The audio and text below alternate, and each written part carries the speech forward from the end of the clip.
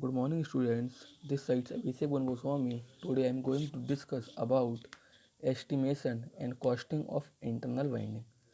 Students, आज के lecture में स्टार्ट करने जा रहे हैं अपना फोर्थ चैप्टर, जिसका नाम है आंतरिक तार स्थापन का आगणन एवं मूल्यांकन। तो हम इसमें पहले इसका इंट्रोडक्शन देख लेते हैं, क्या होता है।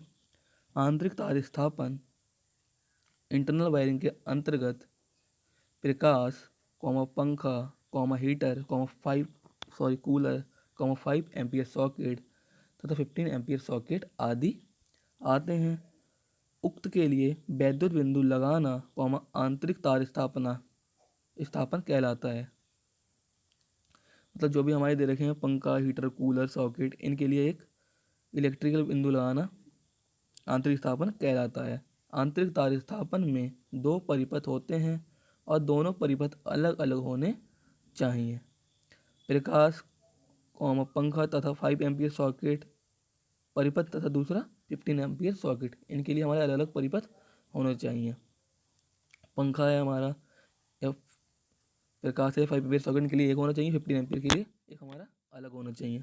अब देखते हैं इंटरनल डिस्ट्रीब्यूशन सिस्टम, आंतरिक वितरण प्रणाली क्या होती है।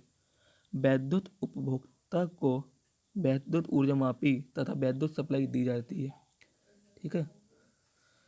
ऊर्जा मापी के बाद संस्थान में उपभोक्ता द्वारा विभिन्न विद्युत बिंदुओं के लिए विद्युत देना आंतरिक वितरण प्रणाली कहलाता है। यह 2 प्रकार की होती है। हमारी जो प्रणाली है वो 2 टाइप की होती है। पहली कौन सी है हमारी, वितरण प्रणाली बोर्ड, मतलब डिस्ट्रीब्यूशन बोर्ड सिस्टम। यह एक सामान्य विधि है। भवन के प्रत्येक परिपथ में एक एक फ्यूज लगाकर एक जगह मुख्य स्विच के पास एकत्रित कर एक बोर्ड में लगा दिया जाता है। मतलब एक नॉर्मल सी विधि है जिसमें क्या करते हैं, भवन के प्रत्येक परिपथ में एक एक फ्यूज लगाकर एक जगह मुख्य स्विच में लगा दिया जाता है, जिससे मुख्य विवरण बोर्ड कहते हैं, जिसे डिस्ट्रीब्यूशन बोर्ड कहते हैं। मुख्य वितरण बोर्ड में एक कॉपर की स्ट्रिप यानी बसवा लगी होती है, इसमें एक बसवा लगी होती है तथा एक न्यूट्रल लिंक लगा होता है। परिपथ के अनुसार प्रत्येक परिपथ के लिए एक फेज वायर बसवार में फ्यूज में होते हुए निकाल देते हैं। मतलब परिपथ के अनुसार प्रत्येक परिपथ के लिए एक फेज वायर बसवार के फ्यूज में होते हुए निकाल देते हैं तथा एक उदासीन तार न्यूट्रल लिंक से निकालते हैं और एक उदासीन तार मतलब कॉमन तार निकालते हैं। यदि परिपथ की संख्या अधिक है, ये भवन का दूसरा भाग दूर है, तो एक और डीबी लगाई जाती है। मतलब या फिर परिपथ की संख्या ज़्यादा है या एक और डीबी या फिर उसका दूरी ज़्यादा है, तो हम एक और डिस्ट्रीब्यूशन बोर्ड लगाते हैं, जिसे उक्त वितरण बोर्ड एचडीबी कहते हैं, जिसे सब डिस्ट्रीब्यूशन बोर्ड कहते हैं। हमने देखिए यहाँ एक डायग्राम बना रखा है कि उसका कैसा है। एक फेज आ रहा है हमारा, न्यूट्रल आ रहा है, एनर्जी मीटर में दे दिया हमने, 2 वायर ले लिए। यहाँ पे मुख्य स्विच में हमने दोनों वायर दे दिए, यहाँ से 2 वायर लिए। हमारा ये मुख्य वितरण बोर्ड है, ये बस बार लगी हमारी। यहाँ से हमने जितने परिपथ लेने हैं, एक जैसे फैन के लिए ले लिया, एक लाइट के लिए ले लिया, बाकी हमने दूसरे उप के लिए सब स्टेशन के लिए दे दिया यहाँ से कनेक्शन। यहाँ से भी सिमिलरली हम ले लेंगे, जैसे एक फ़ैन के लिए ले लिया दूसरे कमरे में, एक हीटर के लिए, जिसके लिए चाहिए हम वैसे ले लेते हैं। ठीक है। अब इसका दूसरा टाइप देखते हैं। हमारा दूसरा टाइप क्या होता है। दूसरा टाइप है वृक्ष प्रणाली यानी कि ट्री सिस्टम। ये ट्री सिस्टम क्या होता है इसके बारे में देखेंगे आप। इस प्रणाली में एक मुख्य शाखा पूरे भवन में दौड़ाई जाती है। मतलब इसमें कॉमन तार लेते हैं, पूरे भवन में, पूरे घर में फैला देते हैं, जिससे छोटी छोटी शाखाएं निकलती हैं। जिससे हम छोटी छोटी शाखाएं निकालते हैं। फ्यूज भी अलग अलग शाखाओं में लगाया जाता है, और जो फ्यूज है वो अलग अलग शाखाओं में लगाया जाता है। अर्थात प्रत्येक परिपथ का फ्यूज शाखा में लगा होता है। प्रत्येक शाखा उसका फ्यूज परिपथ में लगा होता है। यदि भवन का कोई सिरा दूर है तो एक उप वितरण परिपथ निकाला जाता है, जैसा चित्र 4.2 में दर्शाया गया है। मतलब तो एक उप वितरण निकाला जाता है। अगर हमारा भवन, यदि भवन का कोई सिरा दूर है तो एक हमारा सब डिस्ट्रीब्यूशन बोर्ड निकालते हैं, जैसे चित्र दूसरा वाला आगे इसमें चित्र में दिखाया गया है। इस प्रणाली में यदि किसी प्रकार आई खराबी को ठीक करना हो तो मुख्य स्विच बंद करना पड़ता है। और मान लिया कोई इसमें फॉल्ट आ जाता है, परेशानी आ जाती है, तो हमें मेन स्विच को बंद करना होता है। फ्यूज जगह जगह बिखरे रहते हैं तथा लाइन में परिपथ निकालने के लिए जगह जगह जोड़ लगाने पड़ते हैं। ये परिपथ में निकाल जाते हैं जगह, और इसमें बहुत सारे जोड़ लगाए जाते हैं जिससे खराबी आने की संभावना बढ़ जाती है। इसमें बहुत सारे जोड़ होते हैं, इसलिए खराबी आने की संभावना भी बढ़ जाती है। वोल्टेज भी सभी परिपथों में समान नहीं होता, और वोल्टेज जो होता है वो हमारा समय अलग अलग होता है।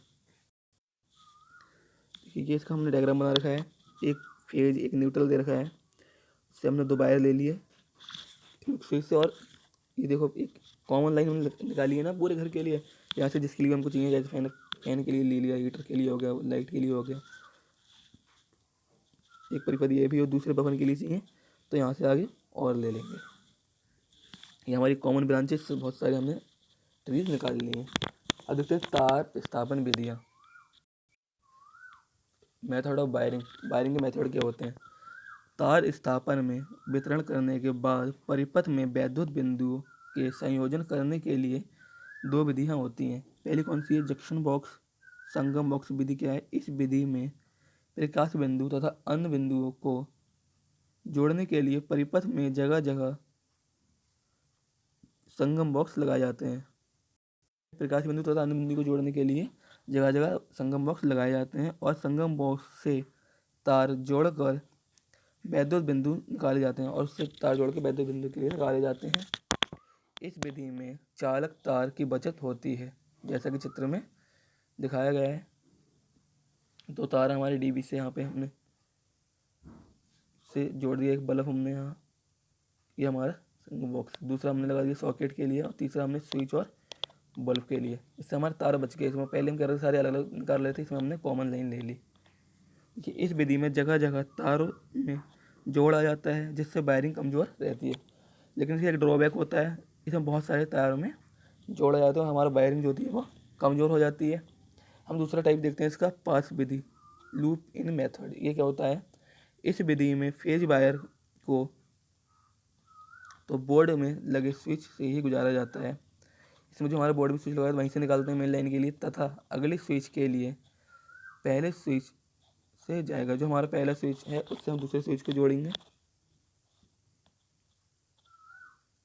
इस कारण कहीं जोड़ नहीं पड़ता, और इसमें जोड़ भी नहीं आती, इसलिए उदासीन तार को एक वैद्युत बिंदु से दूसरे बिंदु की ओर से तीसरे से जोड़ा जाता है। इसमें एक जो हमारा उदासीन तार होता है उसको एक बिंदु से दूसरे बिंदु और दूसरे बिंदु से तीसरे बिंदु तक जोड़ा जाता है। उदासीन तार में भी जोड़ नहीं पड़ते, और इसमें भी कोई जोड़ नहीं आता, इसलिए यह थोड़ी हमारी अच्छी वायरिंग कहलाती है, क्योंकि एक बिंदु से दूसरे बिंदु तक जाने के लिए बल्ब, होल्डर या सीलिंग रोज आदि के टर्मिनल में लूप किया जाता है। तो सब में हम एक लूप बना देते हैं। देखिए हमारा ये डिवीजन, एक न्यूट्रल और एक फेज आ रहा है, ये हमने सॉकेट को दे दिया, बल्ब में लगा के हमने इसको लूप बना दिया, आगे दिया दूसरे सॉकेट को, यहाँ हमने दूसरा परिपथ कनेक्ट कर दिया, और तीसरे में भी हमने इसे कनेक्ट कर दिया। इससे हमारी वायरिंग की जो बचत हो जाती है, और ये थोड़ा अच्छा भी रहता है हमारा जंक्शन बॉक्स से। आज के लेक्चर में स्टूडेंट्स हम इतना ही पढ़ेंगे, कल हम डिस्कस करेंगे नए लेक्चर के बारे में। Thank you.